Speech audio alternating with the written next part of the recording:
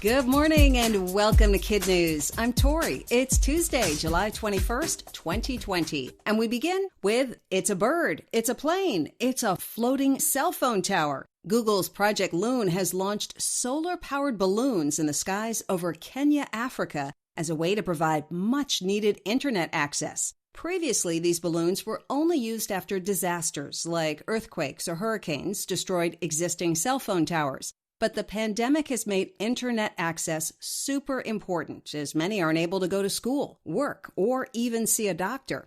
And according to a recent report, only 28% of Africa's 1.3 billion people are connected to the internet. So, for the first time, about 35 floating cell phone towers made of giant plastic sheets the size of a tennis court are bringing the internet to Kenya to help spread communication and hopefully stop the spread of the virus.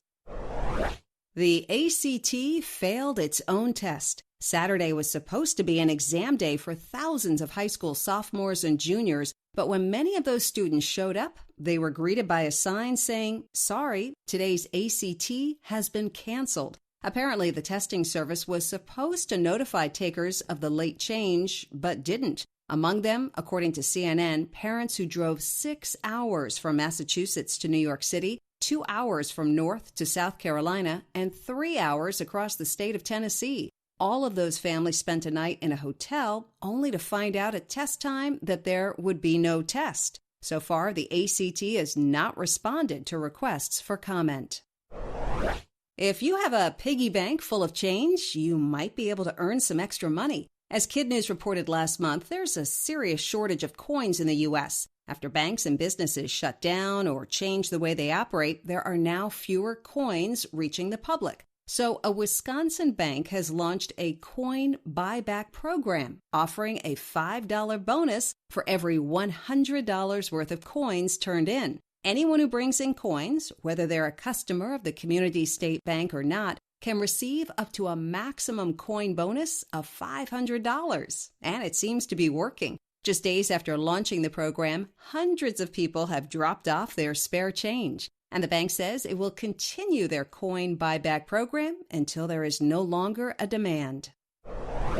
It'll probably take some skilled marketing to make this sound appealing. KFC is planning to put what it calls the meat of the future, 3D printed chicken nuggets, on the menu. The U.S. fast food chain has announced a partnership with a Russian company that can use chicken cells to create meat in labs that it says are as close as possible to standard nuggets. KFC says the move is part of an effort to develop more environmentally friendly methods of food production and also cater to the rising demand for alternatives to traditional meat. Final product testing of the 3D nuggets is planned for the fall.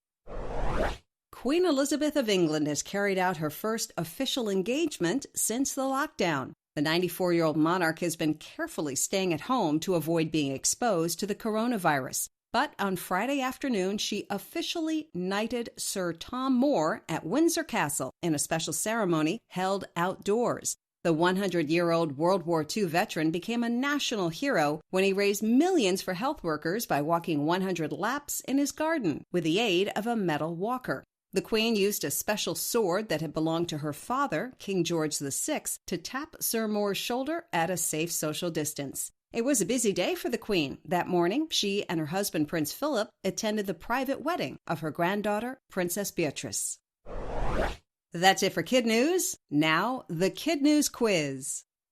How big are the balloons functioning as floating cell phone towers over Kenya?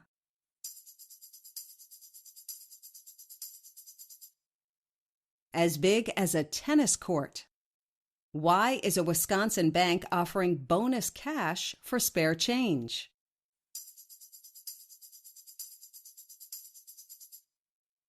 Because there is a coin shortage in the U.S. What is KFC calling the meat of the future?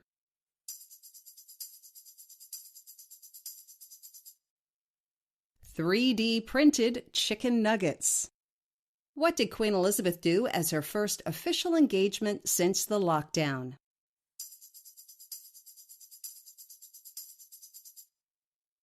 She knighted World War II captain Sir Tom Moore.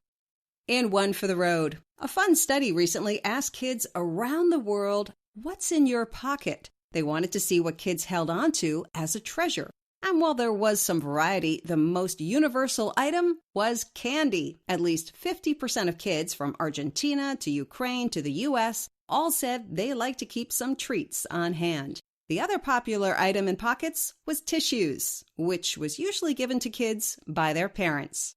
Before we go, our KidNuz birthday shout-outs go to Harper in Belmont, Massachusetts, Asher in Warsaw, Missouri, Chip in Opelika, Alabama, and in Illinois, Nick in Washington, and Grayson in Highland Park. Thanks for listening. Remember, you can find us on Alexa by saying, "Alexa, play the KidNuz podcast." And it really helps if you rate and review us wherever you get your podcasts. We hope you tune in for more KidNuz tomorrow morning.